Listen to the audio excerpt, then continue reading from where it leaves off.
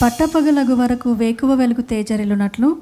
పట్టపగులు అగు వరకు వేకువ వెలుగు తేజరిల్లునట్లు నీతిమంతుల మార్గము అంతకంతకు తేజరిల్లును. హల్లెలూయా.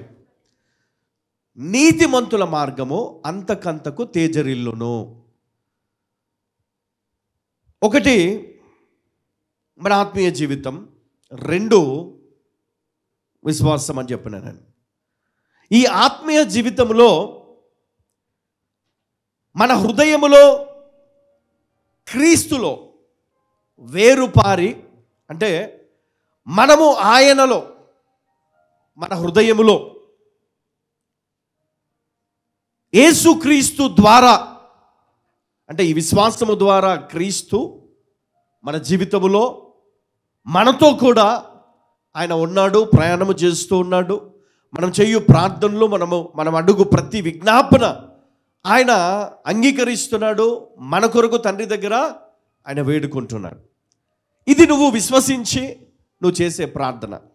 అయితే దీనికి తోడు నీవు నీతి మార్గముల ఎప్పుడు కూడా నీ జీవితం ఎట్లా ఉండాలంటే, దేవుడు నిన్ను చూసిన ప్రతిసారి కూడా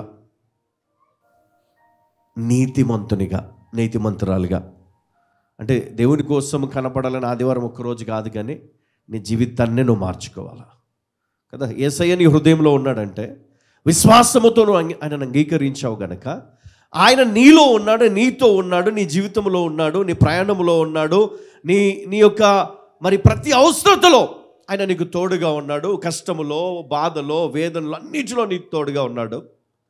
ఇప్పుడు నీ ఆత్మీయ జీవితం ఎట్లా ఉండాలంటే, ఇది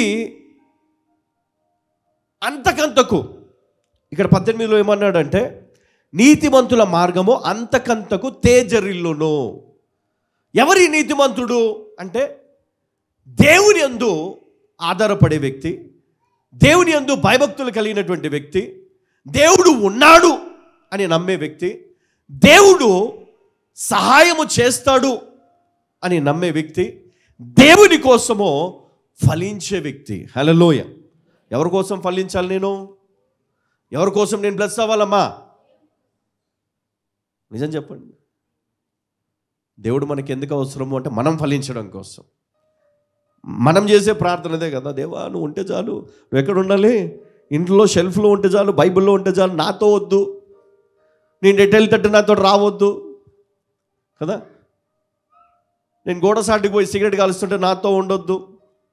క్రాస్ ఉన్నా తీసేస్తారు, వాగ్దానం ఉన్నా తీసేస్తారు, బైబిల్ ఉంటే పక్కన పెట్టేసి బైబిల్ తీసుకెళ్ళి ఎక్కడ పెడతారు?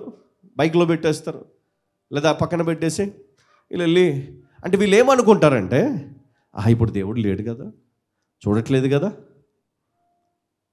కానీ దేవుడు ఎక్కడున్నాడు తెలుసా? నీ లోపట.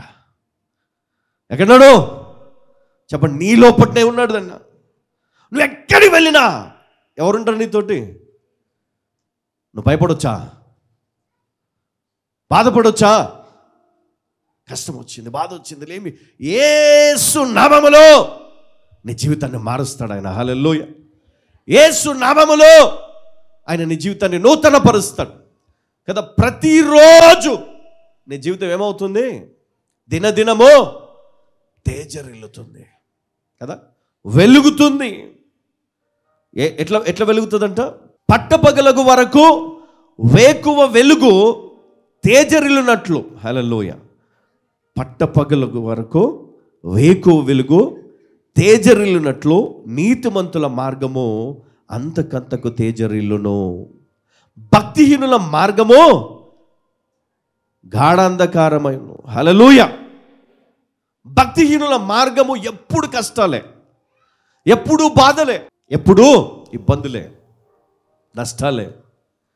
ఎంత బాగుపడదామన్నా, ఎంత ఏదో చేసి బయటకు వద్దామన్నా, ఎన్ని రకాల చిట్టీలు వేసి బయటపడదామన్నా అవి వాళ్ళు చుట్టుకొని బయటికి రాలేని స్థితి. ఇదేంటి, నేనేం తప్పు చేశాను, నేనేం చేస్తున్నాను, నేనేమి అన్యాయం చేస్తానని మనం అనుకుంటాం. కానీ దేవుడు ఏం కోరుకుంటాడు తెలుసా? నీ జీవితంలో కోరుకున్నది ఒకటే.